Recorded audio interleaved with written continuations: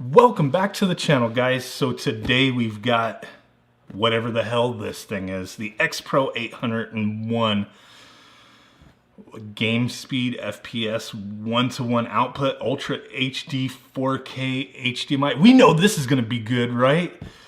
So this is what happens when Soulja Boy gets into the gaming business and decides to drop ship some Chinese clone consoles with a bunch of copyrighted games and content on it. So today we're going to take a look at this so you can see what you're getting for your $150. This is the same exact console. So hey, let's go ahead and dig into this bad boy.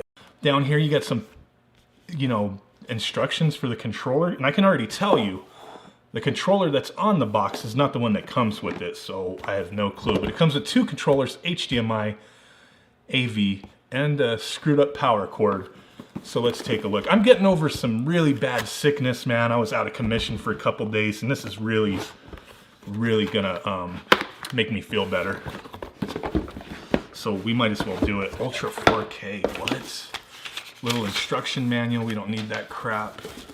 Wow, here's our Xbox. This thing like weighs less than a bag of chips. What the hell?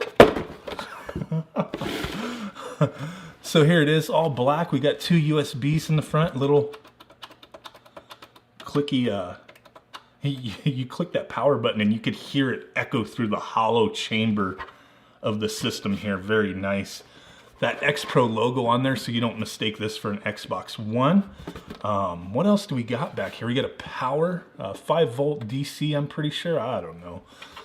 AV, left, right, video, HDMI, and a micro SD card slot. You can add some games to this bad boy. This thing is really light, guys, really light.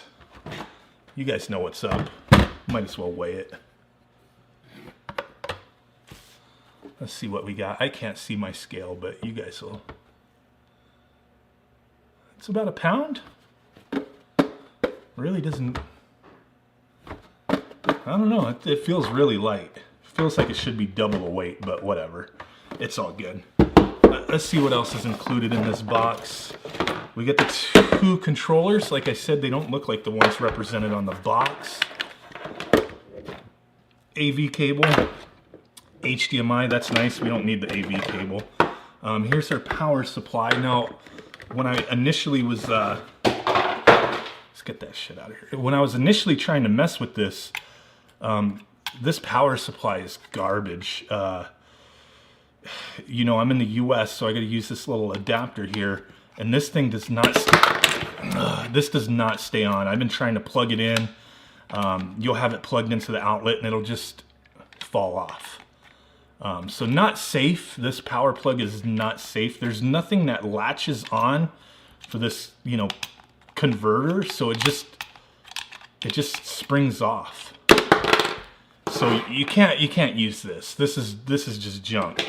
But you can plug this into the back right here, plug it in, and then just plug the USB into some kind of power source. I have a nice little setup with that has USBs, like 12 USBs and a bunch of plugs, so I just plug this in. It seems to power it just fine. I really haven't messed with it. I just want to make sure it powered on before I film this video. And it does power on, so that's good. The controller here, fairly light controller, very typical of these little cheap controllers with, stiff buttons. The D-pad, each direction is an individual button, which isn't good to me, but some people might be fine with that.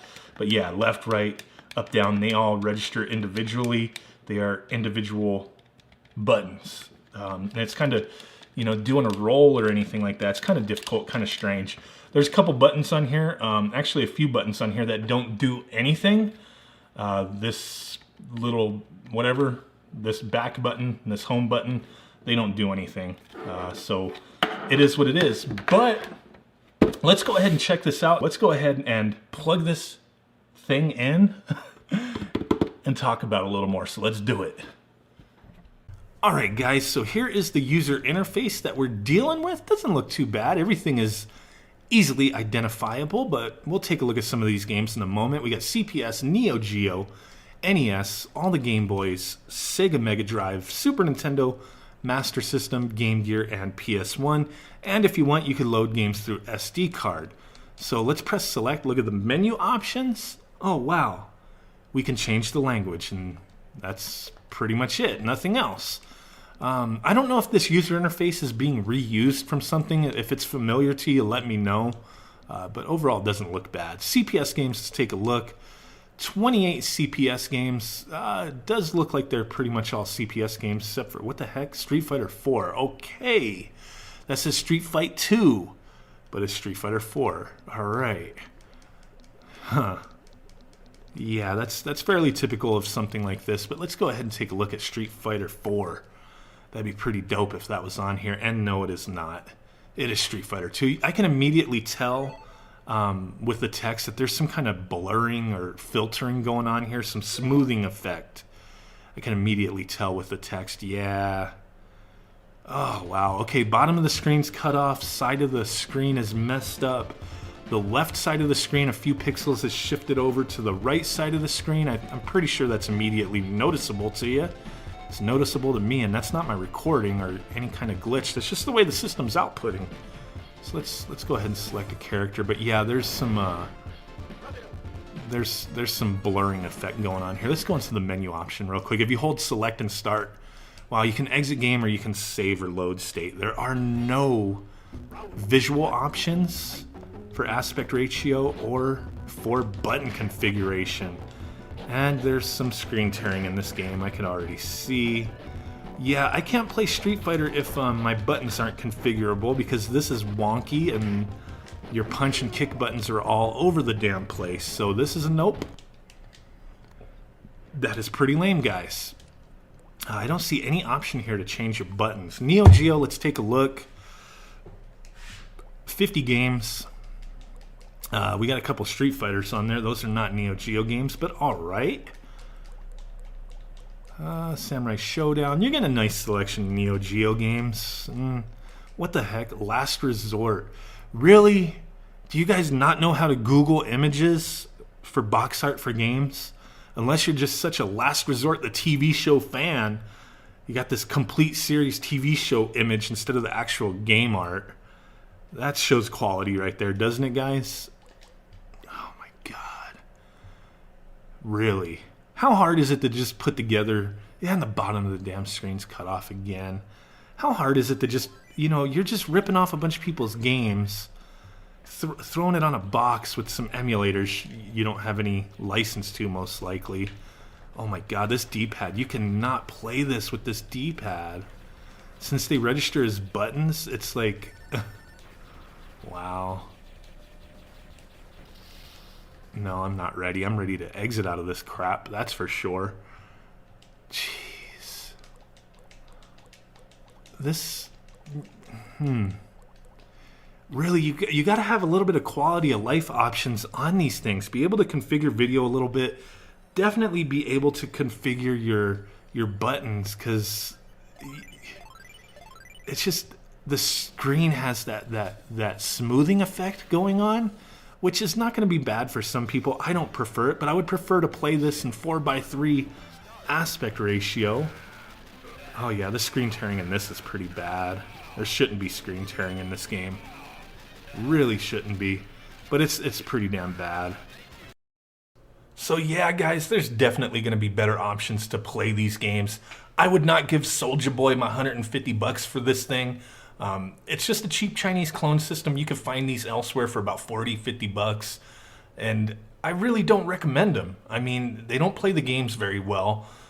You see there's a lot of issues with this. The quality is just crap. I believe he just, some company knew that he really loves video games and old school games and hit him up and was like, hey, set up this drop ship store, and, people can place orders. You don't have to manage any kind of, inventory. We'll ship everything. You'll get a cut of the profits, whatever. That's why the prices are so inflated, so he can make a bunch of money off of these things, and they can make their money as well. And it's just really ridiculous, man. He's going to wind up getting himself in trouble possibly with this. I'm not 100%, with how it's being approached, because I'm pretty damn sure everything's being drop shipped. He's not actually handling inventory.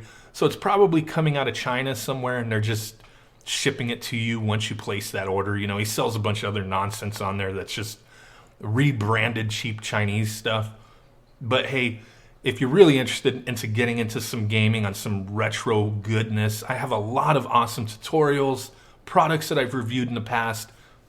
So peep it out. If you want to jump into something like this, I would say Raspberry Pi running RetroPie. I have tutorials on that, have a lot of content. If you check out my Amazon recommended links, I do have a ton of stuff for the Raspberry Pi that I recommend if you want to get started. So peep that out if you're interested. It helps out the channel if you buy anything through those links. So hey, really do appreciate you guys hanging out with me, spending these few moments of your time. Smash that like button, subscribe, make sweet ass love to that notification bell, like really hard.